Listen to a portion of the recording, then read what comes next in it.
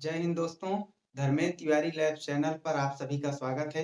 आज हम लोग वैदिक साहित्य या वैदिक सभ्यता या वैदिक काल या वैदिक युग, जिसे इंग्लिश में वैदिक एज कहते हैं, के विषय में भाग 2 में अध्ययन करेंगे। भाग 1 में हम लोगों ने वैदिक सभ्यता के अंतर्गत कुछ महत्वपूर्ण बिंदुओं पर अध्ययन किया है। आज उसी क्लास को हम आगे बढ़ाते हुए वैदिक सभ्यता के अंतर्गत हम पढ़ेंगे कि वेद वेद कितने हैं और उस वेद के जो है विषय क्या है, उस वेद के पुरोहित कौन है और उस वेद के उपवेद कितने हैं और उनके ज्ञाता कौन है और संकलनकर्ता कौन है, इन सब के विषय में हम अध्ययन करेंगे। तो हम लोगों ने जो पिछली क्लास में एक बार पढ़ा है उसे अध्ययन कर लेते हैं। हम लोगों ने पिछली क्लास में पढ़ा कि इसका नाम वैदिक युग क्यों पड़ा या वैदिक सभ्यता क्यों पड़ा। तो वैदिक सभ्यता इसका नाम क्यों पड़ा, क्योंकि इस युग में वेदों की क्या हुई, रचना हुई। इस युग में वेदों की रचना होने के कारण इस काल को वैदिक सभ्यता कहा गया। अगर हम इसकी सही तरीके से डिफिनीशन अगर हम निकालें तो इसकी डिफिनीशन बनती है, प्राचीन भारत के इतिहास के जिस कालखंड से हमें वैदिक साहित्यों की जानकारी प्राप्त होती है उसे ही वैदिक सभ्यता या वैदिक युग या वैदिक काल कह के पुकारा गया।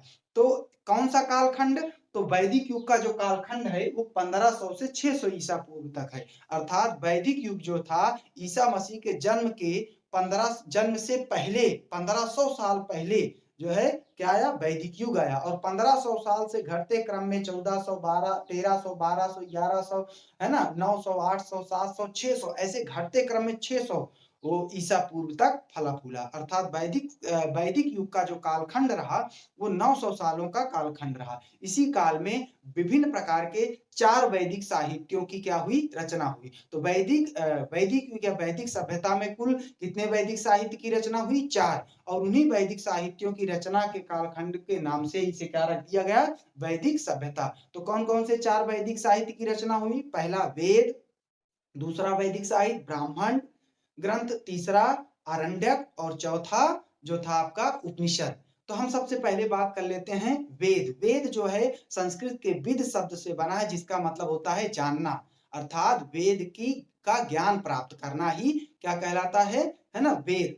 वेद का ज्ञान प्राप्त करना जिसका मतलब होता है, ठीक है ना। और वेद की संख्या कितनी है, 4। तो सबसे प्राचीनतम और सबसे बृहदतम सबसे बड़ा वेद जो है वो कौन सा है, ऋग्वेद। सबसे पुराना वेद ऋग्वेद। ऋग्वेद में किसकी, देवताओं की स्तुति में गाए जाने वाले मंत्रों का जो है उसमें उल्लेख है। देवताओं की स्तुति में जो है रचे गए मंत्र जो हैं उनका वर्णन है ऋग्वेद में। और ऋग्वेद के बाद का जो दूसरा वेद है उसे सामवेद। साम का मतलब होता है संगीत, तो इसमें संगीत की, ऋग्वेद किसकी जानकारी देता है, संगीत की। तो संगीत से संबंधित जो जानकारी देता है वो कौन सा है, सामवेद। तो इसमें है इस देवताओं की स्तुति में रचे गए मंत्र, गाए जाने वाले मंत्रों का उल्लेख है, गाकर, ठीक है ना। तो ये क्या हो गया आपका दूसरा सामवेद, संगीत की चर्चा है। सामवेद के बाद अगला जो वेद है वो कौन सा है, यजुर्वेद। यजुर का मतलब होता है यज्ञ। यज्ञ, इस यज्ञ से संबंधित जानकारी कौन सा देता है, यजुर्वेद। और यजुर्वेद जो है वो तीसरा वेद है। पहला ऋग्वेद, दूसरा सामवेद, तीसरा यजुर्वेद। और यजुर्वेद के बाद जो चौथा वेद है वो अथर्ववेद। सबसे बाद का वेद जो है वो कौन सा है, अथर्ववेद। और इसके संकलनकर्ता अथर्वा ऋषि थे, इसीलिए इस वेद का नाम क्या रख दिया गया, अथर्ववेद, ठीक है ना। तो अथर्वा ऋषि के नाम पर अथर्ववेद का नाम पड़ा। और सबसे नया वेद कौन सा है, तो अथर्ववेद, है ना। सबसे बाद का वेद अथर्ववेद और सबसे प्राचीन या सबसे पुराना या सबसे बड़ा वेद कौन सा है, ऋग्वेद। तो ऋग्वेद को 3 वेदों के समूह को त्रयी कहा गया। कौन से 3 वेदों के समूह के, जो प्रारंभ के 3 वेद है, कौन कौन से, ऋग्वेद, सामवेद और यजुर्वेद। इन 3 वेदों के समूह को क्या कहा गया, त्रयी। क्योंकि ये वेद सबसे पहले तीनों वेद जो है रचे गए थे, उसके पहले अथर्ववेद नहीं था, तो 3 वेदों का समूह था, इसीलिए इसका नाम क्या कहा गया, त्रयी। तो इसीलिए इसको त्रयी। तो त्रयी का हिस्सा कौन सा वेद नहीं, एग्जाम में क्वेश्चन पूछता है तो आप तुरंत लगा दीजिएगा, उसी में ऑप्शन रहेगा अथर्ववेद। त्रयी का हिस्सा कौन सा नहीं है, अथर्ववेद, ठीक है ना। अब हम बात करेंगे ब्राह्मण ग्रंथ। तो ब्राह्मण ग्रंथ की कुल संख्या कितनी है 7। ब्राह्मण ग्रंथ की संख्या कितनी है 7। और ब्राह्मण ग्रंथ ब्रह्म से बना है। ब्रह्म का मतलब होता है कर्मकांड। ब्रह्म का मतलब कर्मकांड। तो ये ब्राह्मण ग्रंथ जो है, ये ब्राह्मण ग्रंथ वेदों के बारे में वर्णन करता है। कैसे वर्णन करता है? गद्य रूप में।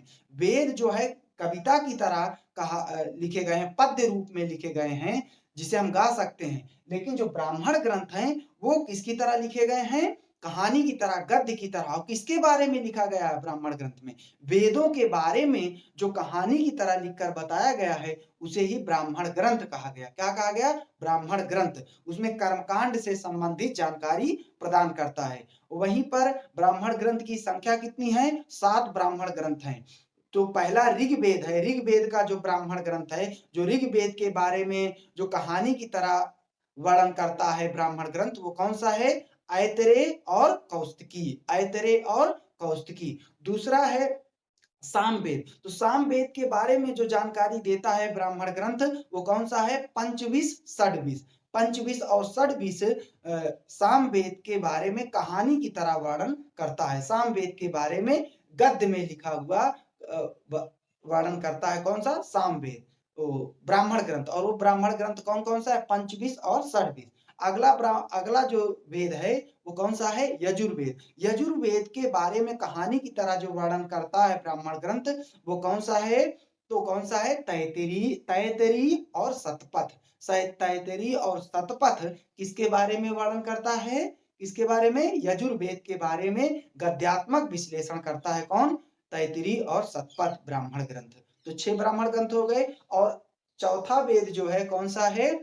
अथर्ववेद। अथर्ववेद का जो ब्राह्मण ग्रंथ है गोपथ।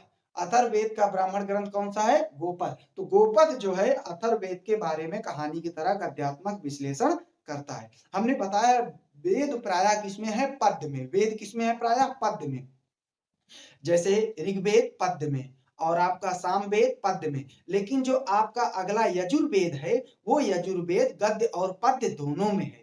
क्योंकि यज्ञ से संबंधित बातें हैं, तो उसमें वर्णन किया गया है कि कैसे यज्ञ कर्मकांड करना है, तो इसलिए गद्य और पद्य दोनों में। लेकिन पद्य तो है ही। और अगला है अथर्ववेद। अथर्ववेद भी किसमें? पद्य में। तो वेद प्रायः किसमें है? पद्य में। और वेद को अपौरुषेय कहा गया, अर्थात वेद को किसी व्यक्ति के द्वारा नहीं लिखा गया, संकलित नहीं किया, लिखा नहीं गया। उसे वेद जो है शाश्वत अविनाशी रहा है, भगवान ब्रह्मा के मुख से निकली हुई वाणी है।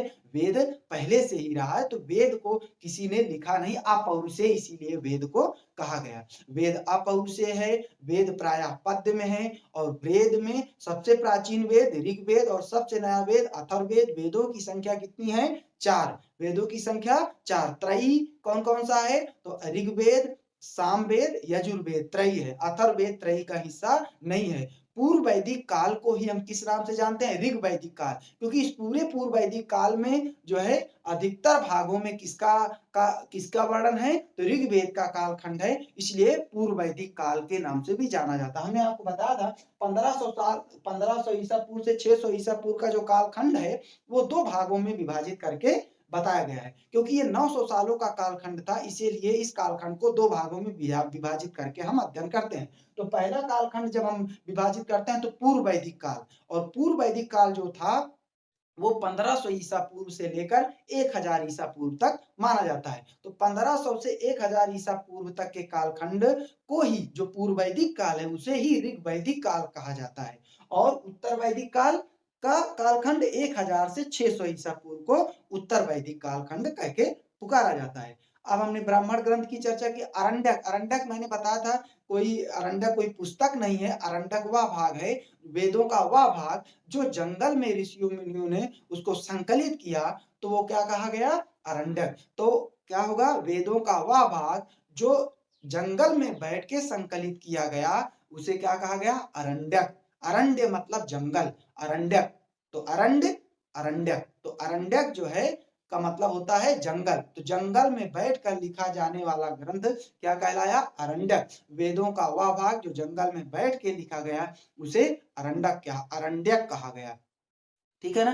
तो अरण्यक जो है कोई पुस्तक नहीं है, हमने आपको बताया अरण्यक कोई पुस्तक नहीं है। और अथर्ववेद का कोई भी अरण्यक नहीं है, अथर्ववेद का कोई भी अरण्यक नहीं है। सभी वेदों के अरण्यक हैं लेकिन अथर्ववेद का अरण्यक नहीं है। अब हम बात करेंगे उपनिषद की। तो उप मतलब समीप, निषद मतलब गुरु का, शिष्य का गुरु के समीप जाना। तो उपनिषद का मतलब क्या हो गया, शिष्य का गुरु के समीप ज्ञान प्राप्त करने के लिए जाना ही क्या कहलाता है, उपनिषद। और उपनिषद की संख्या कितनी है, 108। उपनिषद की संख्या 108 और प्रमाणित कितनी है, 13। 13 उपनिषद प्रमाणित हैं। उपनिषद की संख्या 108 है। उपनिषद को ही वेदांत कहते हैं। वेदांत क्यों कहते हैं, क्योंकि वैदिक साहित्य की संख्या कितनी, 4। कौन कौन से, पहला वेद, दूसरा ब्राह्मण, तीसरा अंडक और चौथा उपनिषद। तो सबसे अंत में जो वैदिक साहित्य की रचना हुई, कौन सी, उपनिषद की रचना हुई, इसलिए इसको क्या कहा गया, वेदांत। इसीलिए उपनिषद को किस नाम से जाना जाता है, वेदांत के नाम से जाना जाता है। तो उपनिषद किसमें है, गद्य और पद्य दोनों में लिखा गया है। वहीं पर अगर हम बात करें अरण्यक भी किसमें है, गद्य और पद्य दोनों में है। और ब्राह्मण ग्रंथ केवल गद्य में है और वेद पद्य में। तो एक बार रिवीजन कर लीजिए, वेद पद्य में, ब्राह्मण ग्रंथ गद्य में, और जो आपका आता है अरण्यक गद्य और पद्य दोनों में, और उपनिषद भी किसमें है, गद्य और पद्य दोनों में। तो गद्यात्मक और गद्य और पद्य दोनों में विश्लेषण है इसका, उपनिषद का। तो उपनिषद में जो सबसे प्राचीन और सबसे बड़ा उपनिषद है उसे बृहदारण्यक कहा गया। बृहदारण्यक में राजा जनक के दरबार में गार्गी और याज्ञवल्क्य के संवाद की चर्चा है। तो बृहदारण्यक में किसकी चर्चा है, गार्गी और याज्ञवल्क्य के संवाद की चर्चा है। कहां पर, राजा जनक के दरबार में। सबसे पुराना बृहदारण्यक उपनिषद और सबसे बड़ा बृहदारण्यक उपनिषद। वहीं पर हम बात करें कठोपनिषद अगला है। तो कठोपनिषद में यम नचिकेता संवाद की चर्चा है। कठोपनिषद में किसकी चर्चा है, यम नचिकेता संवाद की। वहीं पर मुंडकोपनिषद में किसकी चर्चा है, तो मुंडकोपनिषद में जो हमारा भारत का राष्ट्रीय वाक्य है सत्यमेव जयते, वो कहां से लिया गया, मुंडकोपनिषद से ही लिया गया। राष्ट्रीय वाक्य सत्यमेव जयते मुंडकोपनिषद से ही लिया गया है। और मुंडकोपनिषद में याज्ञी कर्मकांड की निंदा की गई। यज्ञ संबंधी जो यज्ञ वगैरह होते हैं, अग्नि हवन कुंड में जो यज्ञ किया जाता है, उसके कर्मकांड की निंदा किया है किसने, मुंडकोपनिषद में निंदा हुई है। ठीक है ना। अब हम बात करेंगे जालोपनिषद। जालोपनिषद एक ऐसा उपनिषद है जिसमें ब्रह्मा विष्णु और महेश तीनों देवताओं की एक साथ चर्चा मिलती है। तो जालोपनिषद में किसकी, ब्रह्मा विष्णु महेश तीनों देवताओं की एक साथ चर्चा हुई है। और अगला है आलोपनिषद।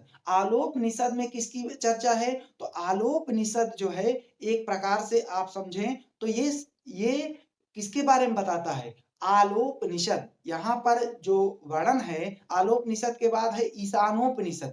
ईशानोपनिषद जो है वो सबसे छोटा है। ईशानोपनिषद क्या है, सबसे छोटा आपका क्या है, उपनिषद है। ईशानोपनिषद सबसे छोटा उपनिषद है। ठीक है ना। तो इस तरीके से इस प्रकार के उपनिषद की चर्चा है जो महत्वपूर्ण उपनिषद से हमने उनके बारे में आपको अध्ययन कराया।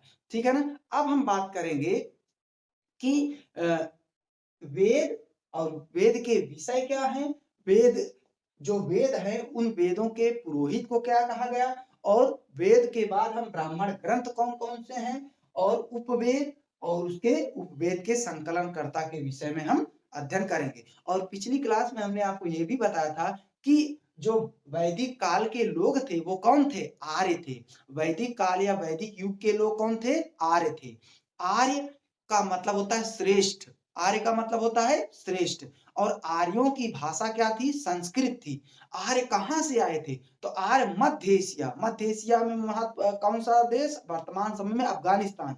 तो आर्य मध्य एशिया से चारागाह की खोज में सर्वप्रथम पंजाब प्रांत में प्रवेश किए। भारत के पंजाब प्रांत में आर्य चारागाह की खोज में प्रवेश किए। और आर्य जब प्रवेश किए तो वहीं से धीरे धीरे आर्यों का पूरे भारत में क्या हुआ, प्रचार प्रसार हुए। पूरे भारत में आर्य क्या हो गए, फैल गए। तो आर्य जो थे वो संस्कृत के ज्ञाता थे। तो जिन लोगों को संस्कृत आती थी उन्हें क्या कहा गया, आर्य श्रेष्ठ कहा गया। तो संस्कृत जानने वाले को क्या कहा गया, आर्य श्रेष्ठ।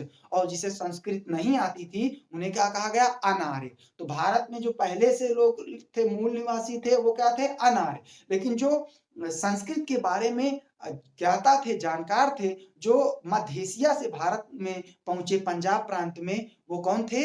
आर्य थे। और आर्य की भाषा क्या थी? संस्कृत। वो संस्कृत के क्या थे? ज्ञाता थे। तो अब हम बात करेंगे वेद। वेद में हम सबसे पहले किसकी चर्चा करेंगे?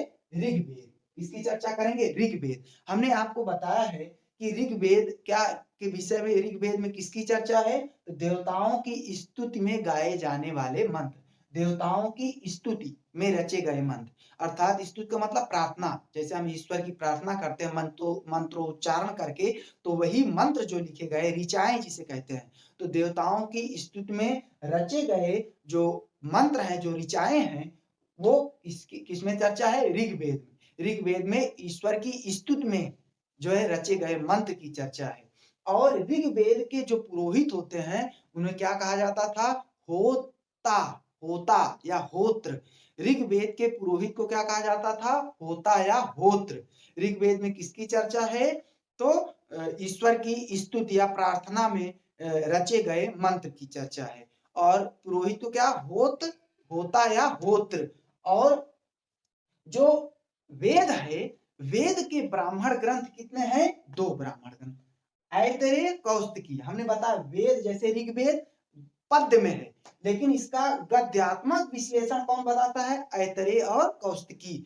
गद्य में कहानी की तरह लिखा हुआ जो वर्णन करता है वो कौन सा? ऐतरेय, कौस्तुकी। तो ऋग्वेद का ब्राह्मण ग्रंथ कौन सा है? ऐतरेय, कौस्तुकी ब्राह्मण ग्रंथ ऋग्वेद का है। ऋग्वेद के पुरोहित को या ज्ञाता को क्या कहा जाता था?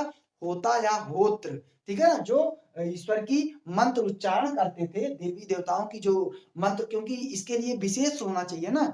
अब कोई व्यक्ति दूसरे से मंत्र उच्चारण कराएंगे तो उसे आएगा नहीं, उल्टा सीधा मंत्र उच्चारण कर देगा तो उसको फल नहीं मिलेगा। तो इसलिए इसके ज्ञाता होते थे, तो वेद के ज्ञाता को होत या होता कहा जाता था। ये ही देवी देवताओं की स्तुति करते। जैसे आज के समय में आप लोग मंत्र उच्चारण करने के लिए कोई कर्मकांड घर पे कराते हैं तो पुरोहित को बुलाते हैं पूजा पाठ करने के लिए, क्योंकि वो मंत्र उच्चारण शुद्ध रूप से करते हैं। हम आप करेंगे तो अशुद्ध हो जाएगा, तो उसका फल नहीं मिलेगा। तो इसलिए पुरोहित हुआ करते थे। तो ऋग्वेद के पुरोहित को क्या कहा जाता था?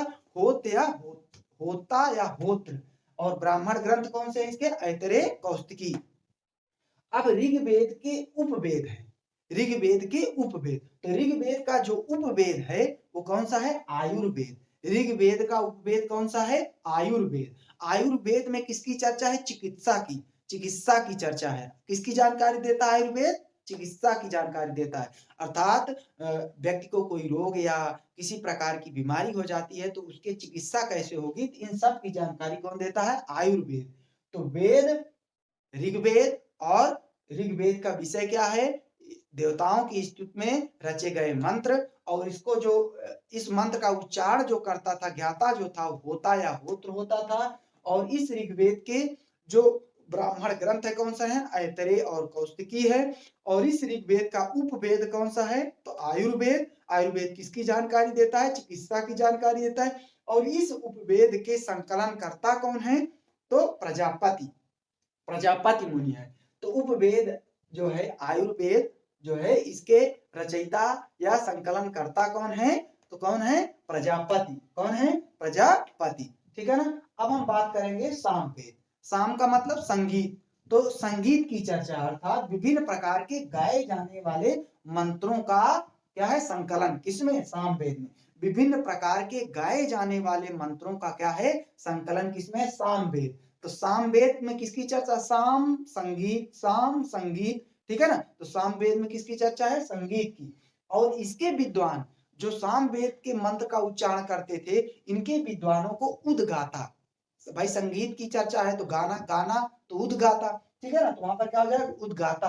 अर्थात ऋचाओं का गायन करते थे। कौन? उद्गाता। उद्गाता क्या करते थे? जो मंत्र हैं, ऋचाएं, मंत्र को क्या कहा जाता था? ऋचाएं। तो ऋचाओं का गायन कौन करता था? उद्गाता। ठीक है ना। तो सामवेद, और सामवेद का विषय क्या है? विभिन्न प्रकार के गाए जाने वाले मंत्रों का संकलन। और इसके पुरोहित को उद्गाता। और इसका जो ब्राह्मण ग्रंथ है कौन सा है? पंचविश, षड्विश। हमने बार बार आपको बताया कि ये पंचविश और षड्विश जो ब्राह्मण ग्रंथ है, ये वेद का क्या करता है? गद्यात्मक विश्लेषण कहानी की तरह बताता है। तो जैसे सामवेद है, पद्य में है, कविता के रूप में है ना, तो उसको गद्य में कहानी की तरह विश्लेषण कौन करता है? पंचविश और षड्विश। किसका उपवेद है? पंचविश और षड्विश किसका ब्राह्मण ग्रंथ है? तो सामवेद का। ऐतरेय कौशिकी किसका ब्राह्मण ग्रंथ है? ऋग्वेद का। ठीक है ना। अब हम बात करेंगे इस सामवेद का जो उपवेद है, सामवेद का जो उपवेद है वो कौन सा है? तो आपका तैतरेय कौन सा है? सॉरी, गंधर्व वेद। कौन सा है? गंधर्व वेद। तो सामवेद का जो उपवेद है कौन सा है? गंधर्व वेद। इसमें गंधर्व वेद में किसकी? संगीत की जानकारी देता है। गंधर्व वेद, पहले गंधर्व हुआ करते थे, मतलब देवी देवताओं या राजाओं को प्रसन्न करने के लिए गंधर्व हुआ करते थे। जब कोई जानकारी देनी होती थी, तो जब राजा महाराजा निद्रा में रहते थे, है ना, तो उस समय उनको किसी प्रकार का किसी प्रकार की दिक्कत ना हो, इसलिए जो गंधर्व हुआ करते थे, राजाओं की स्तुति गाकर किया करते थे। राजा महाराज हुए, बड़े-बड़े महाराज हुए, इन्होंने अपने राज्य की सीमा को बढ़ाया, पूरे राज्य में इनका यश यश प्राप्ति है, ऐसे गायन करके उनका बखान करते थे। तो राजा की धीरे-धीरे आँख खुलती थी, तब राजा उठते थे। तो वो गंधर्व हुआ करते थे, तो गायन करने का काम गंधर्व वेद। और गंधर्व वेद की रचना कौन? नारद मुनि ने की। गंधर्व उपवेद, गंधर्व वेद जो उपवेद है, इसके संकलनकर्ता नारद मुनि। गंधर्व उपवेद के संकलनकर्ता नारद मुनि। आयुर्वेद के संकलनकर्ता प्रजापति। गंधर्व में किसकी चर्चा? संगीत की चर्चा। और किसने संकलन किया? नारद मुनि ने। अब हम बात करेंगे यजुर्वेद। तीसरा वेद कौन सा है? यजुर्वेद। यजुर का मतलब यज्ञ, यजुर यज्ञ, यजुर यज्ञ। तो यजुर्वेद में विभिन्न प्रकार के यज्ञ या याचना का संकलन है। विभिन्न प्रकार का यज्ञ कैसे करना है, या याचना का संकलन किसमें है? यजुर्वेद में। और ये जो यजुर्वेद है, इसके जो पुरोहित या ज्ञाता हुआ करते थे, उन्हें अध्वर्यु कहा जाता था। तो यजुर्वेद के पुरोहित को क्या कहा जाता था? अध्वर्यु। अध्वर्यु क्या कहा जाता था? अध्वर्यु। ये क्या कराते थे? तो यज्ञ कराना। अध्वर्यु का काम क्या था? यज्ञ कराना। और उद्गाता का काम क्या था? तो संगीत, है ना, मंत्र को गाकर उच्चारण करना। और वहीं पर होता या होत्र का क्या था? ईश्वर को प्रसन्न करना, खुश करना, प्रार्थना करना, होता या होत्र का काम था। तो इसका जो यजुर्वेद का जो उपवेद है वो क्या है? तैत्तिरीय और कौस्तिकी। तैत्तिरीय और शतपथ। तैत्तिरीय शतपथ, तैत्तिरीय शतपथ किसका? यजुर्वेद। यजुर्वेद का जो ब्राह्मण ग्रंथ है तैत्तिरीय और शतपथ, ये कहानी की तरह लिखा हुआ है। किसके बारे में? यजुर्वेद के बारे में कहानी की तरह गद्यात्मक विश्लेषण है, वो क्या कहलाएगा? तैत्तिरीय शतपथ। किसका कहानी की तरह विश्लेषण है? तो यजुर्वेद का कहानी की तरह विश्लेषण है। और इस यजुर्वेद का जो उपवेद है वो क्या है? धनुर्वेद। और धनुर्वेद में धनुष आप खुद ही समझ रहे हैं, तो धनुष में किसका, धनुष का यूज कब होता है? युद्ध के लिए। तो धनुर्वेद में किसकी चर्चा है? युद्ध संबंधी जानकारी धनुर्वेद देता है। ठीक है ना। और धनुर्वेद के जो संकलन करता है वो कौन से हैं? ऋषि विश्वामित्र। धनुर्वेद के संकलन करता आप देखिए यहाँ पर विश्वामित्र। धनुर्वेद विश्वामित्र, धनुर्वेद विश्वामित्र। ठीक है ना। और चौथा आपका जो वेद है, अंतिम वेद जो है वो कौन सा है? अथर्ववेद। अथर्ववेद, अथर्ववेद अथर्वा ऋषि के नाम पर पड़ा, उन्होंने इसका संकलन किया, इसलिए इसका नाम क्या पड़ गया? अथर्ववेद। अथर्ववेद में किसकी चर्चा है? तो आप लोग गांव में बहुत प्रचलित भाषा होगी, जादू टोना टोटका, है ना, भूत प्रेत, औषधि, है ना, दवाई जो बनेगी, किसकी औषधि बनेगी, तो इन सब की चर्चा किसमें है? अथर्ववेद में। तो जादू टोना टोटका, भूत प्रेत, औषधि, विवाह, मेल मिलाप, है ना, रोग निवारण, इन सब से संबंधित बातें किसमें है? अथर्ववेद में। किसका? जादू टोना टोटका, भूत प्रेत, विवाह, मेल मिलाप, रोग निवारक, औषधि, है ना, आशीर्वाद सूचक मंत्र, ये सब किसमें चर्चा है? तो अथर्ववेद में चर्चा है। किसमें है? अथर्ववेद। और अथर्ववेद के जो ज्ञाता हुआ करते थे उन्हें क्या कहा जाता था? ब्रह्म। अथर्ववेद के ज्ञाता को क्या कहा जाता था? ब्रह्मा। क्या कहा जाता था? ब्रह्म। ब्रह्म क्या कहा जाता था? ब्रह्म। और ब्रह्म जो हुआ करते थे वो क्या करते थे? यज्ञों का निरीक्षण करता भी थे।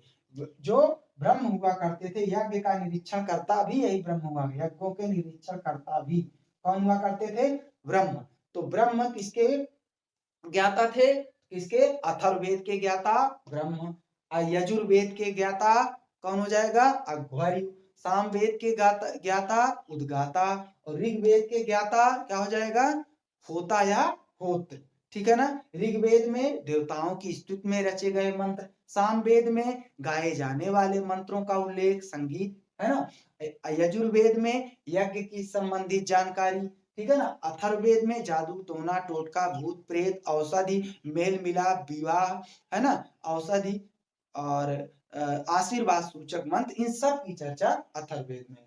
और ऋग्वेद का जो ब्राह्मण ग्रंथ है ऐतरेय कौशिकी, और सामवेद का ब्राह्मण ग्रंथ पंचविश षड्विश, यजुर्वेद का ब्राह्मण ग्रंथ तैत्तिरीय शतपथ, और वहीं अथर्ववेद का ब्राह्मण ग्रंथ कौन सा है? गोपद। अथर्ववेद का ब्राह्मण ग्रंथ कौन सा है? गोपद। अब हम बात करेंगे उपवेद। तो ऋग्वेद का उपवेद कौन सा हो जाएगा? आयुर्वेद। ऋग्वेद का उपवेद आयुर्वेद। सामवेद का उपवेद गंधर्ववेद। सामवेद का उपवेद गंधर्ववेद। देखिए, साम संगीत और गंधर्ववेद संगीत, है ना? ऋग्वेद ईश्वर की स्तुति में, और यहाँ पर आयुर्वेद चिकित्सा से संबंधित जानकारी देता है। ठीक है ना? अगला यजुर्वेद। यजुर्वेद में किसकी? धनुर्वेद। यजुर्वेद का उपवेद धनुर्वेद। अथर्ववेद का उपवेद शिल्पवेद। अथर्ववेद का उपवेद क्या होगा? शिल्पवेद। शिल्पवेद में शिल्प वास्तु, जो वस्तुओं का निर्माण करते हैं, है ना? एक देवता हुआ करते थे विश्वकर्मा महाराज, है ना? तो वही उन्होंने ही इसका क्या किया? निर्माण संकलन किया। तो अथर्ववेद का उपवेद क्या है? शिल्पवेद। शिल्पवेद में किसकी चर्चा? वास्तु निर्माण, वास्तुकार, है वास्तु निर्माण, जैसे घर हुआ, बड़े बड़े बिल्डिंगे हुई, है ना? किसी प्रकार की वस्तु का निर्माण हुआ, है ना? तो क्या हो जाएगा? वास्तु, है ना? और व्यवसाय की जानकारी कौन देता है? शिल्पवेद। और शिल्पवेद के जो संकलन करता थे कौन से? विश्वकर्मा, ऋषि विश्वकर्मा। कौन से? तो देखिए, वेद कितने? 4। वेद के ज्ञाता कितने? 4। और ब्राह्मण ग्रंथ कितने? 7। उपवेद कितने? 4। कौन कौन से उपवेद? आयु गंध धन शिल्प। ट्रिक से याद करना हो तो क्या? आयु, आयु मतलब आयुर्वेद, गंध गंधर्ववेद, और धन धनुर्वेद, और उसके बाद शिल्पवेद। क्रम में याद रखेंगे, इधर से क्रम याद करें। ऋग साम यजुर्वेद, और कौन सा? ऋग्वेद सामवेद यजुर्वेद अथर्ववेद। ऋग्वेद सामवेद यजुर्वेद अथर्ववेद। इधर क्या हो जाएगा? आयु गंध धन शिल्प। तो आयुर्वेद, गंधर्ववेद, धनुर्वेद, शिल्पवेद। और इसका क्रम से इसको भी याद कर लेंगे ऐसे। कैसे? प्रजा नार विश्व, दो विश्व, यहाँ पर भी विश्व है, यहाँ पे विश्व है। तो प्रजा नार दो विश्व। तो प्रजापति किसके? आयुर्वेद क्रम में आप याद ही किया है, आयुर्गंध धन शिल्प। और इधर से याद कर लिया प्रजा नार दो विश्व। तो प्रजा से प्रजापति, नार से नारद भगवान, विश्वामित्र, पहले विश्वामित्र तब विश्वकर्मा, विश्वामित्र विश्वकर्मा। तो प्रजापति नारद विश्वामित्र विश्वकर्मा, प्रजापति नारद विश्वामित्र विश्वकर्मा। इधर आयुर्वेद गंधर्ववेद, और कौन सा? आयुर्वेद गंधर्ववेद धनुर्वेद शिल्पवेद। अगर टिक याद करेंगे तो क्या हो जाएगा? कौन सा हो जाएगा? आयु गंध धन शिल्प। ठीक है ना? इस तरीके से हमने आपको बताया वेद की संख्या 4 है, और वेद के ज्ञाता कितने हैं? 4 है, और विषय सबका अलग अलग है। पुरोहित की संख्या 4 है, ज्ञाता की संख्या 4 है, और ब्राह्मण ग्रंथ की संख्या 7 है, और उपवेद की संख्या 4 है। उपवेद की संख्या 4, और उपवेद के संकलन करता भी कितने हैं? 4 संकलन करता। इस तरीके से हमने आपको बताया। अब हम बात करेंगे कि वेदों की शुद्ध जानकारी हमें कौन देता है? तो वेदांग। वेदों की शुद्ध जानकारी प्राप्त करने के लिए हमें किसके बारे में सर्वप्रथम जानकारी लेनी होगी? वेदांग की रचना की गई। वेदों की शुद्ध जानकारी प्राप्त करने के लिए किसकी रचना की गई? वेदांग की रचना की गई। और वेदांग की संख्या कितनी है? 6। तो वेदांग क्या है? वेदों की शुद्ध जानकारी जो देता है वो कौन देता है? वेद का अंग। वेद के 6 अंग हैं। ठीक है ना? तो जैसे मनुष्य के सेंस ऑर्गन है ना? सेंस ऑर्गन जैसे आप समझते हैं कान, आंख, नाक, है ना? क्या है ये? Sense organ. कान, आंख, नाक 3 हो गए, जिह्वा 4 हो गए, स्किन क्या हो गए? 5। ये क्या है? सेंस ऑर्गन, है ना? अंग है। किसके? शरीर के अंग, है ना। तो वैसे ही वेद के कितने अंग हैं? 6 अंग हैं। उन्हें क्या कहा गया? वेदांग। तो वेदांग की रचना की गई, वेदों की शुद्ध जानकारी प्राप्त करने के लिए वेदांग की रचना की गई। और वेदांग कितने हैं? 6। कितने वेदांग हैं? 6। तो आप यहाँ पर देखिए, पहला वेदांग है व्याकरण। पहला वेदांग कौन सा है? व्याकरण। आप जानते हो कोई भी भाषा अगर आपको जानना है तो भाषा जानने के लिए सबसे पहले उस भाषा का व्याकरण, व्याकरण क्या करता है? व्याकरण वह सब वह एक प्रकार से यंत्र है जिसके द्वारा हम भाषा की का शुद्ध उच्चारण करना सीखते हैं। तो व्याकरण वह यंत्र है जिसके द्वारा हम भाषा का शुद्ध उच्चारण करना सीखते हैं। तो वैसे ही वेदों का शुद्ध उच्चारण करने के लिए किसकी किसकी रचना की गई? पहले व्याकरण। किसकी रचना? व्याकरण। तो भाषा को वैज्ञानिक रूप देने के लिए, वैज्ञानिक रूप मतलब शुद्ध उच्चारण करने के लिए, तो भाषा को शुद्ध उच्चारण करने के लिए व्याकरण की रचना की गई। और व्याकरण जो है पाणिनि, आपने यह पढ़ा होगा, पाणिनि का अष्टाध्यायी। तो सबसे प्राचीन व्याकरण की पुस्तक कौन सी है? पाणिनि की अष्टाध्यायी। सबसे प्राचीन व्याकरण की पुस्तक पाणिनि की अष्टाध्यायी किसके बारे में बताती है? व्याकरण है। व्याकरण की पुस्तक सबसे प्राचीन पाणिनि की अष्टाध्यायी। और पाणिनि ने जो है पतंजल मुनि ने लिखा था एक पुस्तक महाभाष्य, और उसी महाभाष्य का इन्होंने क्या किया? अनुवाद किया। ठीक है ना, संस्कृत में। तो वही क्या है? अष्टाध्यायी। ठीक है ना। तो अब हम बात करेंगे व्याकरण, पहला वेदांग व्याकरण। दूसरा वेदांग क्या होगा? ज्योतिष। ज्योतिष क्या होता है? ब्रह्मांड एवं नक्षत्र के बारे में जानकारी देता है। ज्योतिष है ना, भविष्य, फ्यूचर, भविष्य के बारे में, ब्रह्मांड और नक्षत्र इन सब के बारे में, ग्रह, नक्षत्र, ब्रह्मांड, इन सब की जानकारी कौन देता है? तो ज्योतिष। ज्योतिष किसकी जानकारी देता है? ब्रह्मांड, ग्रह, नक्षत्र, भविष्य, इन सब की जानकारी कौन देता है? ज्योतिष। तो दूसरा वेदांग कौन सा हो गया? ज्योतिष। तीसरा वेदांग क्या हो जाएगा? निरुक्त। क्या हो जाएगा? निरुक्ति। क्या हो जाएगा? निरुक्ति। तीसरा वेदांग क्या हो जाएगा? निरुक्ति। ये क्या है? वैदिक शब्दों की उत्पत्ति एवं अर्थ को बताता है कि ये वेद के जो शब्द हैं इनकी उत्पत्ति कहां से हुई और इसका अर्थ क्या है। तो निरुक्त किसके बारे में बताता है? जो वेद से जो शब्द उत्पन्न हुए, वेद में जो शब्द उत्पन्न हुए हैं, वो वेद कहाँ से उनको लिया गया है, वो कहाँ से लिया गया, उनको कैसे वे शब्द बने हैं और उस शब्द का अर्थ क्या है। तो वैदिक शब्दों की उत्पत्ति के बारे में कौन बताता है? निरुक्ति। तीसरा अंग क्या है वेदांग का? निरुक्ति। चौथा है शिक्षा, अर्थात वैदिक वेदों के, है ना, अगर हम बात करें तो वैदिक शब्दों के शुद्ध उच्चारण के लिए शिक्षा की व्यवस्था की गई। वैदिक शब्दों के शुद्ध उच्चारण के लिए किसकी व्यवस्था की गई? शिक्षा। तो चौथा वेदांग कौन सा है? शिक्षा। वैदिक शब्दों के शुद्ध उच्चारण, अगर आपको व्यक्ति पढ़ा लिखा ना हो तो देखते हैं आप लोग, वो शुद्ध उच्चारण किसी चीज का नहीं कर पाता है। क्यों? क्योंकि वो शिक्षा का अभाव है। तो इसीलिए शिक्षा बहुत जरूरी है। तो शिक्षा क्या कराता है? किसी चीज का, किसी चीज की आप शिक्षा लीजिए तो आपको शुद्ध उच्चारण करने में आपकी सहायता करता है, मदद करता है। तो वैसे ही शिक्षा की व्यवस्था की गई किसके बारे में? वेदों के शुद्ध उच्चारण करने के लिए, वैदिक शब्दों के शुद्ध उच्चारण के लिए शिक्षा की व्यवस्था की गई। चौथा वेदांग शिक्षा। और पांचवा है कल्प।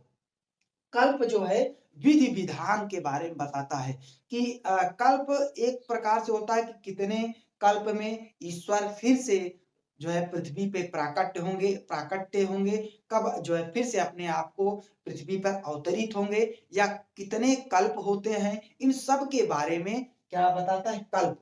तो विधि विधान, अर्थात क्या विधि में विधान क्या बना है, कब क्या होगा आने वाले समय में, इन सब के बारे में, है ना, कौन बताता है? कल्प। जैसे आज के समय में कैलेंडर होता है, उसी प्रकार से कल्प जो है प्रकार से कैलेंडर है, विधि विधान है, आने वाले समय के बारे में जानकारी देता है। तो कल्प, इन्हीं के बारे में हमारा जो राष्ट्रीय कैलेंडर है, सब इनके बारे में जानकारी वहां पर दिया होता है।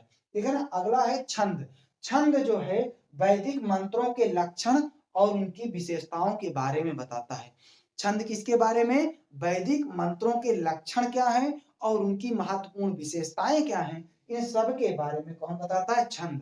तो इस तरीके से वेदांग की संख्या कितनी है? 6। वेदांग क्या है? वेदों के शुद्ध उच्चारण के लिए, शुद्ध उच्चारण करने के लिए किसकी रचना की गई? वेदांग की रचना की गई। वेदांग की संख्या कितनी है? 6। कौन कौन सा? पहला व्याकरण, दूसरा ज्योतिष, तीसरा कौन सा? निरुक्ति, चौथा शिक्षा, पांचवा कल्प, छठा कौन सा? छंद। तो अगर आप इसको टिक बनाए तो यहाँ पर आपका बन जाएगा व्या व्या व्या व्या निशि कल्प, है ना? व्याजो निशि कल्प, व्याकरण, ज्योतिष, निरुक्ति, शिक्षा, कल्प, छंद। तो आप अगर टिक बनाए तो व्याजो निशि कल्प कक्ष, व्याजो निशि कक्ष, व्याजो निशि कक्ष। व्या से व्याकरण, ज्यो से ज्योतिष, और नि से निरुक्ति, और सी से शिक्षा, है ना? नि से निरुक्ति, शिक्षा, का से कल्प, और छा से छंद। व्याजो निशि कल्प। और छंद शास्त्र की रचना किसने किया? पिंगल ऋषि ने। छंद शास्त्र की रचना किसने किया? पिंगल ऋषि ने। छंद शास्त्र के रचयिता कौन? पिंगल ऋषि। ठीक है ना? वेदांग की संख्या 6। ठीक है ना? कौन कौन सा? व्याकरण, ज्योतिष, निरुक्ति, उसके बाद शिक्षा, उसके बाद कल्प और छंद। तो व्याकरण क्या करता है? भाषा का शुद्ध उच्चारण कराने में मदद करता है। ज्योतिष क्या करता है? ब्रह्मांड, नक्षत्र, इन सब के बारे में, भविष्य के बारे में वर्णन करता है। कौन सा? ज्योतिष। और उसके बाद शिक्षा, वेदों का शुद्ध उच्चारण करने में मदद करता है शिक्षा। और उसके बाद शिक्षा के बाद आता है कल्प। कल्प क्या करता है? तो कल्प जो है एक प्रकार से विधि विधान के बारे में बताता है। और अगला है छंद। छंद जो है महत्वपूर्ण वैदिक शब्दों के लक्षण और उनकी विशेषताओं के बारे में वर्णन करता है। तो इस तरीके से हमने आपको बताया वेद की संख्या 4, विषय अलग अलग, और पुरोहित की संख्या वेद 4, पुरोहित 4, ब्राह्मण ग्रंथ कितने? 7। ठीक है ना? कौन कौन सा? ऐतरेय, कौस्तिकी, पंचविंश, षड्विश, तैत्तिरीय, शतपथ, गोपथ। उपवेद की संख्या कितनी? 4। कौन कौन सा? आयुर्वेद, इसमें चिकित्सा की चर्चा, दूसरा गंधर्व वेद, इसमें किसकी चर्चा? संगीत की चर्चा, तीसरा धनुर्वेद, युद्ध की चर्चा, और चौथा जो है शिल्प वेद, इसमें वास्तुकार, वास्तु की चर्चा, अर्थात शिल्प और व्यवसाय की चर्चा है। और इन चार उपवेदों के जो संकलन करता भी है कितने? 4। 4 संकलन करता। पहले वो आयुर्वेद के प्रजापति, और गंधर्व वेद के नारद, और धनुर्वेद के विश्वामित्र, और अगला है शिल्प वेद के विश्वकर्मा। इस तरीके से हमने आपको महत्वपूर्ण विषय के बारे में जानकारी कराया। अब हम बात करेंगे किसके बारे में? सबसे पहले बात करेंगे हम पुराण की संख्या कितनी है। तो हमारे हिंदू धर्म में पुराणों की संख्या कितनी है? 18। हिंदू धर्म में पुराणों की संख्या 18, वेद की संख्या 4, पुराण की संख्या 18। कितने पुराण है? 18 पुराण है ना? लेकिन एग्जाम में 3 पुराण सबसे महत्वपूर्ण है, इन्हीं को ज्यादा पूछता है। ठीक है ना? पहला है विष्णु पुराण। विष्णु पुराण जो है सबसे प्राचीन पुराण है, और यह मौर्य काल के बारे में जानकारी देता है। अर्थात ये विष्णु पुराण मौर्य काल से संबंधित है, मौर्य काल के बारे में इसकी रचना हुई थी। विष्णु पुराण सबसे प्राचीन पुराण, और मौर्य काल में इसकी चर्चा है, मौर्य काल के बारे में जानकारी प्राप्त देता है। तो मौर्य काल के बारे में जानकारी देने वाला कौन सा पुराण है? तो विष्णु पुराण। और सबसे प्राचीन विष्णु पुराण। अगला वायु पुराण। वायु पुराण जो है आंध्र सातवाहन वंश, हम आगे पढ़ाएंगे प्राचीन इतिहास में, तो आंध्र सातवाहन वंश के बारे में वहां पर इसका रचना हुआ। वायु पुराण का आंध्र सातवाहन वंश के में, और विष्णु पुराण का मौर्य काल में। मौर्य काल में ये बहुत इंपॉर्टेंट है। अगला है मत्स्य पुराण, ये भी इंपॉर्टेंट है। मत्स्य पुराण जो है गुप्त काल की जानकारी देता है, अर्थात गुप्त काल में इसका रचना हुई, और ये समुद्र गुप्त के काल में। गुप्त काल में भी किसके काल में? समुद्र गुप्त के काल में जो है विष्णु पुराण, मत्स्य पुराण की जो है क्या हुई? रचना हुई। तो कुल पुराण कितने हैं? 18। लेकिन महत्वपूर्ण और गरुड़ पुराण है। तीन सबको हमें नहीं पढ़ना है, लेकिन इन्हीं 3 को हमें पढ़ना है। सब बात के हैं, ये बहुत प्राचीन के हैं। तो विष्णु पुराण मौर्य काल के बारे में जानकारी बहुत इंपॉर्टेंट है, सबसे प्राचीन। और वायु पुराण किसके जानकारी? आंध्र सातवाहन वंश की जानकारी प्राप्त होती है। और मत्स्य पुराण से समुद्रगुप्त गुप्त काल के बारे में उल्लेख करता है, उसमें चर्चा है। तो इस तरीके से ये 3 पुराण हो गए। अब हम बात करेंगे स्मृति साहित्य। स्मृति साहित्य की संख्या कितनी है? 36। स्मृति साहित्य की संख्या कितनी है? 36। स्मृति साहित्य की संख्या 36। और इसमें जो सबसे पुराना स्मृति साहित्य है उसका नाम है मनुस्मृति। सबसे पुराना स्मृति साहित्य कौन सा है? मनुस्मृति। स्मृति साहित्य की संख्या 36 है और उसमें सबसे प्राचीन स्मृति साहित्य कौन सा है? मनुस्मृति। मनुस्मृति जो है हिंदू धर्म का कानूनी ग्रंथ है। जैसे विवाह कैसे होना चाहिए, सामाजिक संस्कार, 16 संस्कार जो हैं वो क्या हैं, कैसे होते हैं, और विवाह किस प्रकार होना चाहिए, विवाह की उम्र कितनी वर्ष की होनी चाहिए, कन्या की कितनी होनी चाहिए, इन सब के बारे में हमें जानकारी जो देता है ये कौन सा? मनुस्मृति। और मनुस्मृति को मनु संहिता भी कहते हैं, ठीक है ना, क्योंकि ये हिंदू धर्म, जो भी हिंदू धर्म है उन हिंदू धर्म के बारे में ये यहाँ पर, जैसे इस्लाम धर्म है तो इस्लाम धर्म का जो है कानूनी एक अलग से उनका कानूनी धर्म होगा, ठीक है ना, मतलब है जैसे हिंदू धर्म का कानूनी ग्रंथ है तो वैसे इस्लाम धर्म का भी कानूनी ग्रंथ है, तो वो उनके धर्म के बारे में जानकारी देता है। इसी प्रकार हिंदू धर्म का जो कानूनी ग्रंथ है वो कौन सा है? मनुस्मृति। मनुस्मृति हिंदू धर्म का कैसा ग्रंथ है? कानूनी ग्रंथ है। ये सबसे प्राचीन स्मृति साहित्य है। सबसे प्राचीन स्मृति साहित्य कौन सा है? मनुस्मृति। स्मृति साहित्य की संख्या कितनी? 36। पुराण की संख्या 18, वेद की संख्या 4, उपवेद की संख्या 4, ठीक है ना। वेदांत की संख्या अभी बताया 6, वेदांत की संख्या 6। तो मनुस्मृति जो है इसमें 3 चीजें महत्वपूर्ण हैं। पहला, विवाह। मनुस्मृति में ये बताया गया कि विवाह की उम्र कन्या की क्या होनी चाहिए और वर की क्या होनी चाहिए, तो इसमें विवाह की उम्र के बारे में बताया है मनुस्मृति में, अर्थात वर अर्थात बालक का जो या वर जो होगा उसके विवाह की उम्र कितनी होगी? 25 वर्ष में। बालक की उम्र कितने वर्ष में विवाह की उम्र? वर की विवाह की उम्र कितनी बताई गई मनुस्मृति में? 25 वर्ष। वहीं पर कन्या की उम्र जो है 12 वर्ष बताई गई है। मनुस्मृति साहित्य के अनुसार, मनुस्मृति साहित्य के अनुसार वर के विवाह की उम्र 25 वर्ष और कन्या के विवाह की उम्र 12 वर्ष क्या है? मनुस्मृति साहित्य में संकलित है, ठीक है ना। तो विवाह दूसरा है, विवाह के प्रकार।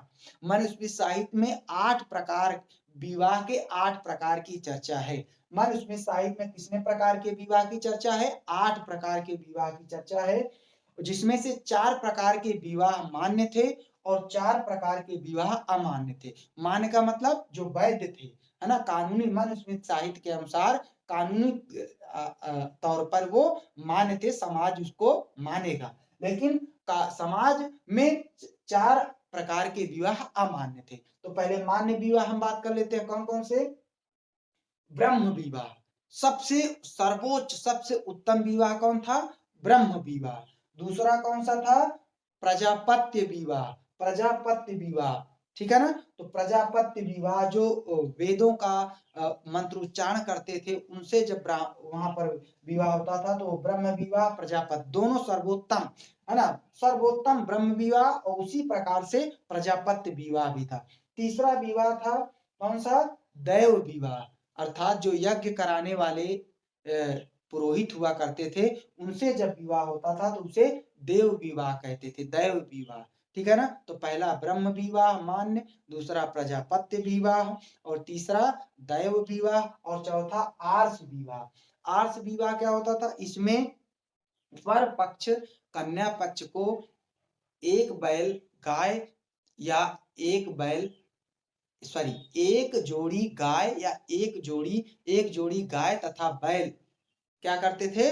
दहेज के रूप में देकर विवाह करते थे। किसमें? आर्ष विवाह में। तो आप समझ लीजिए आज के समय में जो दहेज की जानकारी है, जो दहेज दिया जाता है वर पक्ष को दिया जाता है, लेकिन प्राचीन काल में आप देखें तो दहेज की प्रथा किसे? कन्या पक्ष को देने की है।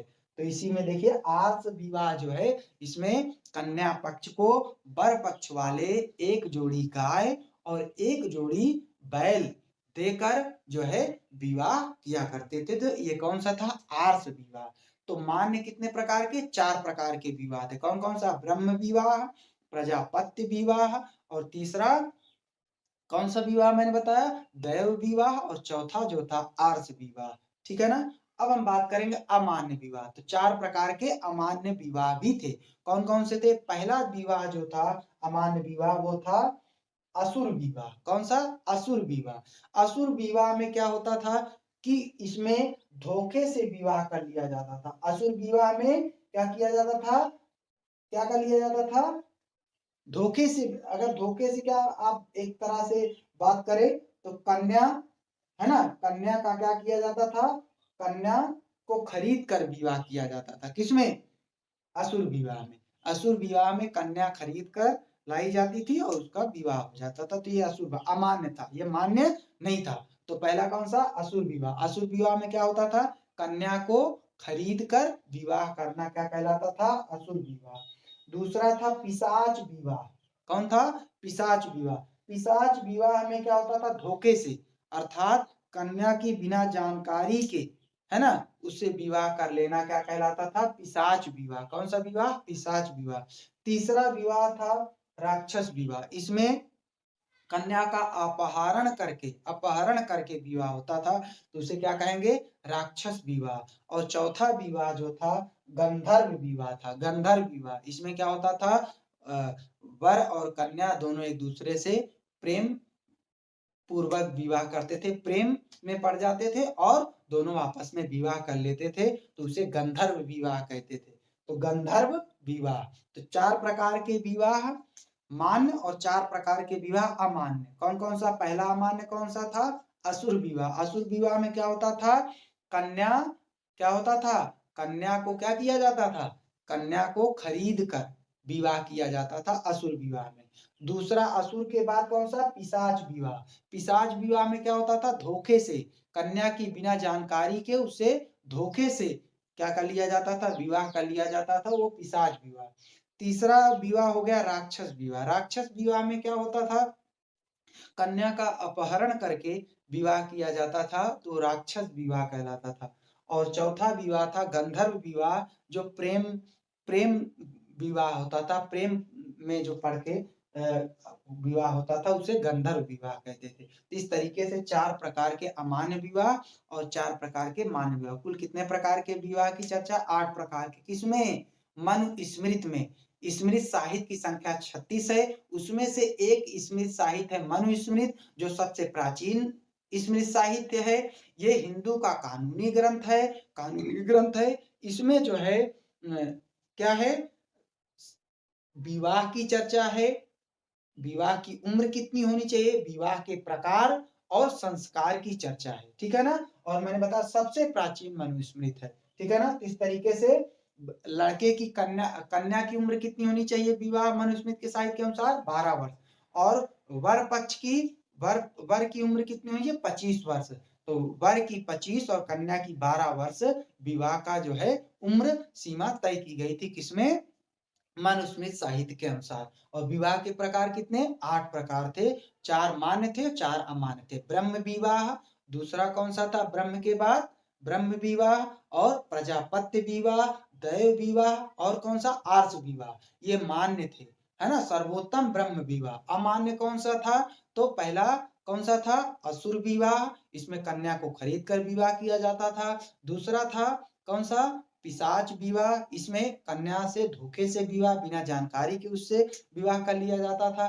तीसरा विवाह जो था राक्षस विवाह, इसमें कन्या का अपहरण कर लिया जाता था, विवाह किया जाता। चौथा विवाह था गंधर्व विवाह या प्रेम विवाह था, जो एक दूसरे से प्रेम करते थे, वर और कन्या, और आपस में क्या कर लेते थे? विवाह कर लेते थे। वो क्या कहलाएगा? प्रेम विवाह। इस तरीके से हमने किसकी चर्चा की?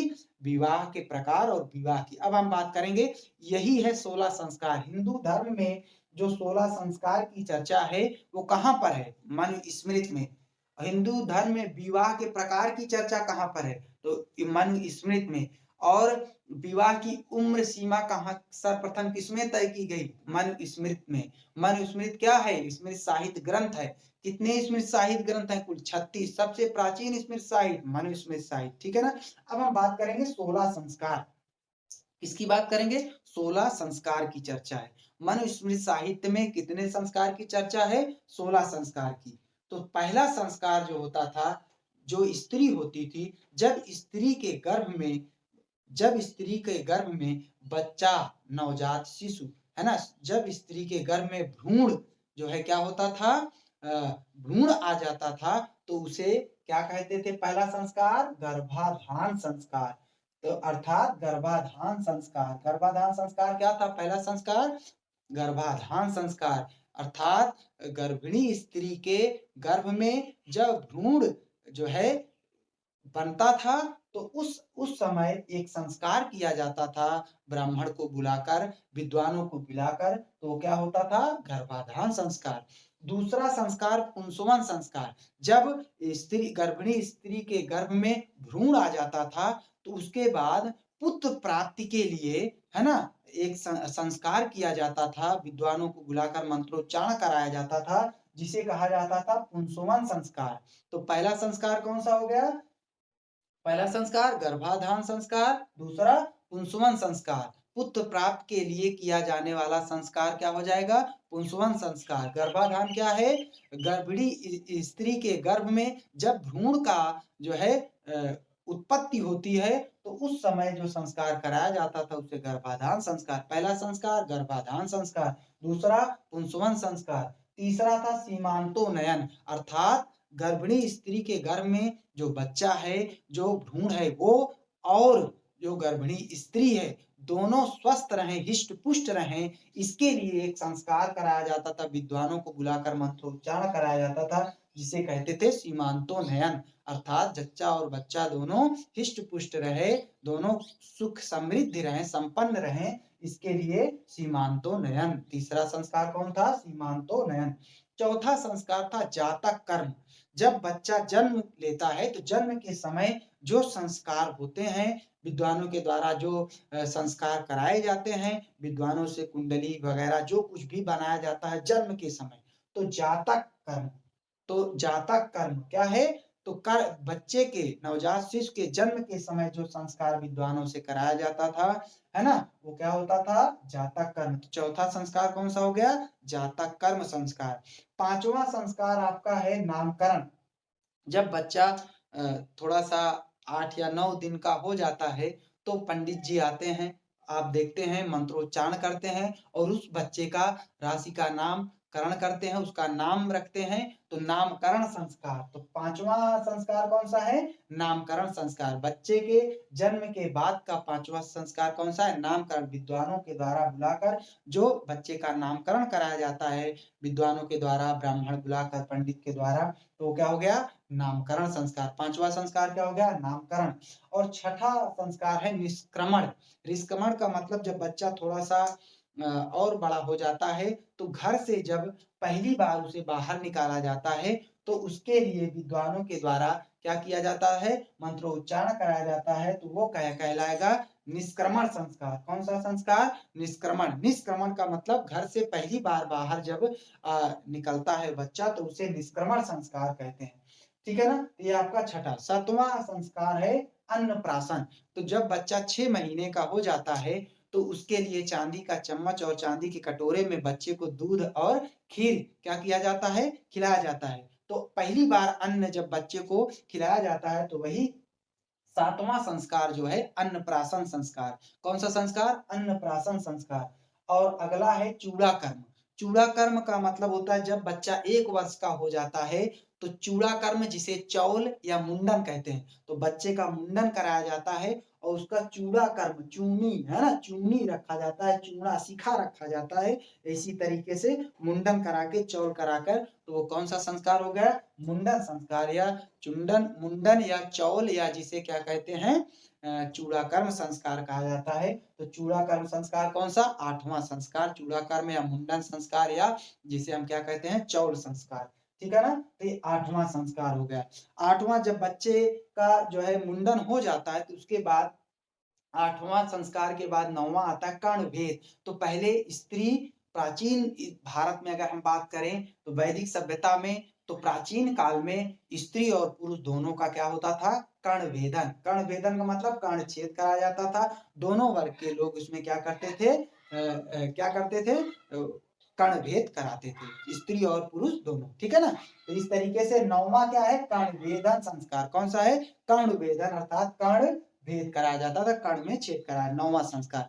10वां संस्कार है फिर बच्चे को विद्या आरंभ कराया जाता था। जब बच्चा 3 या 4 साल का हो जाता है तो उसे धीरे धीरे अक्षर के बारे में जानकारी प्राप्त की कराई जाती है। अक्षरारंभ अर्थात अक्षर के बारे में वहां पर बच्चे को अक्षर से पहचान कराना क्या कहलाएगा, विद्या आरंभ। तो कौन सा, 10वां संस्कार। और सबसे महत्वपूर्ण है यज्ञोपवीत या उपनयन। तो जब बच्चा जो है और थोड़ा सा बड़ा हो जाता है, 10 या 11 वर्ष का हो जाता था, तो उस समय बच्चे का क्या कराया जाता था, जनेऊ संस्कार, जिसे आज के समय में कहते थे, जिसे यज्ञोपवीत या उपनयन संस्कार। तो यज्ञोपवीत या उपनयन संस्कार कौन से नंबर का संस्कार है, 11वें नंबर का, इसे नहीं भूलना, बहुत इंपॉर्टेंट है। 11वें नंबर का संस्कार कौन सा है, यज्ञोपवीत या उपनयन संस्कार। यज्ञोपवीत या उपनयन संस्कार कौन सा नंबर का, 11वें नंबर का। इसमें जनेऊ संस्कार, जो ब्राह्मण क्षत्रिय वैश्य वर्ग के लोग क्या किया करते थे, जनेऊ धारण करते थे, द्विज कहलाते थे, ठीक है ना। दोबारा जन्मा हुआ, यज्ञोपवीत के बाद जब संस्कार होता था तो उन्हें द्विज कहा जाता था, अर्थात दोबारा जन्मा हुआ, ठीक है ना। तो पहले द्विज जो उपनयन संस्कार होता था वो स्त्री का भी होता था, ठीक है ना। लेकिन धीरे धीरे जब हम उत्तर वैदिक काल में प्रवेश करेंगे, पूर्व वैदिक काल में स्त्रियों का भी उपनयन संस्कार हुआ करता था, अर्थात यज्ञोपवीत हुआ करता था। लेकिन जब हम धीरे धीरे उत्तर वैदिक काल में प्रवेश करेंगे तो वहां पर स्त्रियों का और शूद्र वर्ग के लोगों का जनेऊ संस्कार नहीं होता था, ठीक है ना। तो ये सब हम आगे चर्चा करेंगे। तो यहाँ पर अगला मैंने क्या बताया, यज्ञोपवीत, क्या हो गया, यज्ञोपवीत या उपनयन संस्कार 11वां संस्कार था। अब हम बात करेंगे 12वां संस्कार जो था, वो क्या था, जब जनेऊ यज्ञोपवीत कर लेता था तो द्विज कहलाता था। उसके बाद उसे वेद के बारे में जानकारी प्राप्त करने के लिए, शिक्षा लेने के लिए गुरु के पास भेजा जाता था, तो वेद आरंभ होता था। तो वेद आरंभ 12वां संस्कार कौन सा था, वेदारंभ, अर्थात वेद की जानकारी प्राप्त, ज्ञान प्राप्त करने के लिए गुरु के पास जब बालक जाता था तो वो 12वां संस्कार क्या कहलाता था, वेदारंभ। और जब बालक जो है थोड़ा सा बड़ा हो जाता था, दाढ़ी और मूछ आ जाती थी, तो उसके बाद उसका 13वां संस्कार होता था, जिसे कहते थे केशांत। दाढ़ी और मोछ जब जो है बालक का पहली बार जो है शेविंग कराई जाती थी तो उसे क्या कहते थे, केशांत। तो 13वां संस्कार कौन सा था, केशांत। दाढ़ी और मूछ का जब पहली बार जो है शेविंग कराई जाती है तो उसे क्या कहते हैं, केशांत। वहां पर केशांत विद्वानों को बुलाकर संस्कार कराया जाता। तो अब तो 16 संस्कार कोई कराएगा तो करा ही नहीं सकता, कराने का मतलब इतना ज्यादा धन खर्च होगा, है ना। 16 बार आदमी को अपने जन्म में जो है हर तरीके से कर्मकांड करने हैं, है ना। ये कर्मकांड है, इनको करना चाहिए। फिलहाल हर आदमी जो है, जो महत्वपूर्ण है आदमी करता है, ठीक है ना। तो केशांत हो गया। 14वां संस्कार है समावर्तन। समावर्तन का मतलब क्या कहते हैं, जब ब्रह्मचर्य का पालन करते हुए विद्यार्थी अपना ज्ञान अर्थात अपनी शिक्षा पूर्ण कर लेता है तो गुरु के द्वारा वहां पर समावर्तन संस्कार कराया जाता है। जब बालक का ज्ञान प्राप्त हो जाता है, जब बालक की शिक्षा पूर्ण हो जाती है तो गुरु एक संस्कार कराते थे वहां पर आश्रम में, उसे समावर्तन संस्कार कहा जाता था। वहां पर गुरु दक्षिणा के रूप में शिष्य से जो है मांगा जाता था, तो वो सारा समावर्तन संस्कार 14 संस्कार था। 15वां संस्कार आप लोग परिचित ही होंगे, विवाह संस्कार। 15वां संस्कार बहुत धूमधाम से लोगों का विवाह होता है, डीजे बजता है, पूरी दुनिया को दिखाया जाता है ना। तो 15वां संस्कार कौन सा होता है, विवाह संस्कार। और सबसे अंतिम संस्कार जो है कौन सा, अंतिम संस्कार अंत्येष्टि संस्कार। तो 16वां संस्कार कौन सा है, अंत्येष्टि संस्कार। जब आदमी की मृत्यु हो जाती है तो उसका जो अंतिम क्रियाकर्म होता है घाट पे ले जाकर, तो वो क्या हो जाएगा, अंत्येष्टि संस्कार। 16वां संस्कार कौन सा हो गया, अंत्येष्टि संस्कार। इस तरह बालक के जन्म से लेकर मृत्यु तक कुल कितने संस्कार हैं, 16 संस्कार हैं।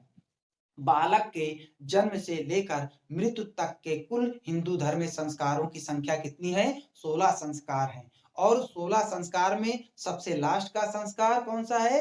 अंत्येष्टि संस्कार। और सबसे पहला संस्कार कौन सा है? गर्भाधान संस्कार। तो पहला संस्कार गर्भाधान संस्कार, दूसरा संस्कार पुंसवन संस्कार, तीसरा संस्कार सीमांतोन्नयन संस्कार और चौथा संस्कार आपका जातक कर्म संस्कार, पांचवा संस्कार नामकरण संस्कार और छठा संस्कार जो आपका है वो कौन सा है? निष्क्रमण संस्कार। सातवां संस्कार अन्नप्राशन संस्कार। आठवां जो है वो क्या है? चूड़ा कर्म संस्कार। नौवां कर्ण भेद संस्कार। 10वां वेदारंभ संस्कार, है ना, विद्यारंभ संस्कार। और नौवां विद्यारंभ संस्कार कर्ण वेद, 10वां विद्यारंभ संस्कार और 11वां जो आपका है यज्ञोपवीत या उपनयन संस्कार। 12वां आपका वेदारंभ और 13वां जो है केशांत, जब दाढ़ी मूंछ पहली बार मुड़वाते हैं तो उसे केशांत 13वां संस्कार। और 14वां समावर्तन संस्कार, जब विद्यार्थी शिक्षार्थी ज्ञान शिक्षा प्राप्त पूर्ण हो जाती है तो गुरु जो संस्कार कराते हैं वो समावर्तन संस्कार 14वां संस्कार। और 15वां संस्कार विवाह, जब ब्रह्मचर्य के बाद आदमी जो है गृहस्थ आश्रम में प्रवेश करता है तो वो विवाह करता है तो क्या होता है? विवाह संस्कार 15वां संस्कार। और 16वां संस्कार जो है वो कौन सा है? हमने बताया अंत्येष्टि संस्कार, मृत्यु के बाद जो क्रियाकर्म होता है आदमी का, मनुष्य का, तो वो कौन सा हो गया? 16 संस्कार। इस तरीके से मनुष्य के हिंदू धर्म में मनुष्य के कुल कितने संस्कार की चर्चा की गई है? 16 संस्कार। हिंदू धर्म में 16 संस्कारों की चर्चा है। कहाँ पर चर्चा है? स्मृत साहित्य में। कौन से स्मृत साहित्य में? मनुस्मृत साहित्य में। सबसे प्राचीन स्मृत साहित्य है। 16 प्रकार के संस्कारों की चर्चा है। इस तरीके से हमने आपसे 16 प्रकार के संस्कार की चर्चा की। एक बार हम आपसे रिवीजन करा लेते, देखते हैं आपको क्या जानकारी है। वैदिक साहित्य की संख्या 4। वैदिक साहित्य की संख्या कितनी है? 4। कौन कौन से? पहला वेद, दूसरा ब्राह्मण, तीसरा आरण्यक, चौथा उपनिषद। तो ये क्या हो गए? वैदिक साहित्य। तो वैदिक साहित्य की संख्या कितनी है? 4। कौन कौन से? वेद, ब्राह्मण, आरण्यक, उपनिषद, 4 हो गए। अब बात करें वेद की संख्या कितनी है? 4। कौन कौन से? ऋग्वेद, सामवेद, यजुर्वेद, अथर्ववेद, ये क्रम है। तो वेदों की संख्या कितनी? 4। कौन कौन से? ऋग्वेद, सामवेद, यजुर्वेद, अथर्ववेद। वेद किसका वैदिक साहित्य है ना? वेद जो है वैदिक साहित्य का पहला वैदिक साहित्य है। दूसरा वैदिक साहित्य ब्राह्मण, तीसरा आरण्यक, चौथा उपनिषद। तो वैदिक साहित्य की संख्या 4, वेद की संख्या 4, वेद के ज्ञाता कितने? 4। वेदों के ज्ञाता कितने? 4। हमने आपको पीछे बताया। ऋग्वेद के ज्ञाता होता या होत्र, सामवेद के ज्ञाता उद्गाता और यजुर्वेद के ज्ञाता अध्वर्यु और इस तरीके से अथर्ववेद के ज्ञाता को ब्रह्म कहा गया, ब्रह्म। इस तरीके से वेद के ज्ञाता या पुरोहित की संख्या 4। अब उपवेद की संख्या 4। उपवेद की संख्या कितनी है? 4। कौन कौन से? आयुर्वेद, गंधर्ववेद, धनुर्वेद, शिल्पवेद। आयुर्वेद, गंधर्ववेद, धनुर्वेद, शिल्पवेद। अब हम बात करेंगे इन उपवेदों के संकलनकर्ता कितने? 4। तो आयुर्वेद के संकलनकर्ता कौन से? प्रजापति। गंधर्ववेद के संकलनकर्ता नारद मुनि और धनुर्वेद के संकलनकर्ता विश्वामित्र मुनि और शिल्प वेद के संकलनकर्ता कौन से? विश्वकर्मा। तो इस तरीके से तो संकलनकर्ता वेद के संकलनकर्ता की संख्या 4। ब्राह्मण ग्रंथ कितने हैं? 7। कितने ब्राह्मण ग्रंथ हैं? 7। कौन कौन से? हमने बताया ऐतरेय, कौस्तिकी, पंचविश, षड्विश और तैतरी, शतपथ और कौन सा? गोपथ। तो ब्राह्मण ग्रंथ की संख्या कितनी हो गई? 7। कितने ब्राह्मण ग्रंथ? 7। उपनिषद की संख्या कितने? 108। लेकिन प्रमाणित उपनिषद कितने हैं? 13। कितने प्रमाणित हैं? 13। और इन 3 को बहुत महत्वपूर्ण है, इनको नहीं भूलना। पहला बृहदारण्यक उपनिषद सबसे प्राचीन और सबसे बड़ा, राजा जनक के दरबार में गार्गी और वाग्यवल के संवाद है। दूसरा है कठोपनिषद, यम नचिकेता संवाद की चर्चा है। तीसरा है मुंडकोपनिषद, इसमें जो है भारत का जो राष्ट्रीय वाक्य है सत्यमेव जयते, सत्य की सदा जीत होती है, ये चर्चा कहाँ से ली गई है? इसमें से तो वहां पर मुंडकोपनिषद से। इन सब की चर्चा हमने पिछली क्लास में किया है। अब आगे बात करें पुराण की संख्या। तो पुराण की संख्या कितनी है? 18। अभी हम कुछ पुराणों की चर्चा किए हैं। पुराणों की संख्या कितनी? 18। लेकिन जो कुछ महत्वपूर्ण पुराण कौन से हैं? हमने पहले आपको बताया। कौन सा? कौन सा? यहाँ पर आप देखिए, यहाँ पर बताया है विष्णु पुराण, मौर्य काल में सबसे प्राचीन। फिर उसके बाद वायु पुराण आंध्र सातवाहन वंश में, और उसके बाद मत्स्य पुराण गुप्त काल में, ये जो है समुद्रगुप्त के काल में इसकी रचना हुई। तो इस तरीके से पुराण की संख्या 18। और अब हम बात करेंगे इसमें साहित्य की संख्या कितनी है, 36। इसमें साहित्य की संख्या 36। और इन वेदों को शुद्ध उच्चारण करने के लिए किसकी रचना की गई, वेदांग। तो वेदांग की संख्या कितनी है, 6। वेदांग की संख्या कितनी है, 6। कौन कौन से, व्याकरण, ज्योतिष, निरुक्ति, शिक्षा, कल्प, छंद। व्याकरण, ज्योतिष, निरुक्ति, शिक्षा, कल्प, छंद। और महाकाव्य की संख्या कितनी है, 2। वैदिक साहित्य में महाकाव्य की संख्या कितनी, 2। कौन कौन से, महाभारत, रामायण। महाभारत और रामायण। महाभारत के जो महाकाव्य के रचयिता कौन है, तो कौन हो जाएंगे, महर्षि वेद व्यास। महर्षि वेद व्यास, आप याद रखिए, महर्षि वेद व्यास जो महाभारत के रचयिता हैं, वो आप ये ना समझिएगा कि वेद के संकलन करता महर्षि कृष्णद्वैपायन, वो अलग वेद व्यास हैं, ये अलग वेद व्यास हैं, अलग अलग हैं, आपको याद रखना है, ठीक है ना। अब हम बात करेंगे दूसरा, रामायण। दूसरा महाकाव्य कौन है, रामायण। इसके रचयिता कौन है, महर्षि वाल्मीकि। किस, कौन है, महर्षि वाल्मीकि। इस तरीके से हमने आपको जो भी जानकारी दी, ये सब आपको स्पष्ट तरीके से समझ में आया होगा। आपको क्या बताया, वैदिक साहित्य 4, वेद की संख्या 4, वेद के ज्ञाता कितने, 4, या पुरोहित कितने, 4, उपवेद की संख्या 4, संकलन करता 4, ब्राह्मण ग्रंथ 7, उपनिषद 108, लेकिन प्रमाणित कितने, 13, पुराण कितने हैं, 18, इसमें साहित्य की संख्या 36, और आपका जो वेदांग है कितना, 6, और महाकाव्य की संख्या कितनी है, 2। इस तरीके से हमने आपको स्पष्ट तरीके से जानकारी प्राप्त कराई। और आप लोग प्लीज चैनल को सब्सक्राइब कीजिए, बेल आइकन को दबाइए, सारी क्लास के वीडियो का नोटिफिकेशन प्राप्त होगा। फिर से हम इसी वैदिक साहित्य के अंतर्गत भाग 3 में कुछ और महत्वपूर्ण बिंदुओं पर अध्ययन करेंगे। जय हिंद, जय भारत।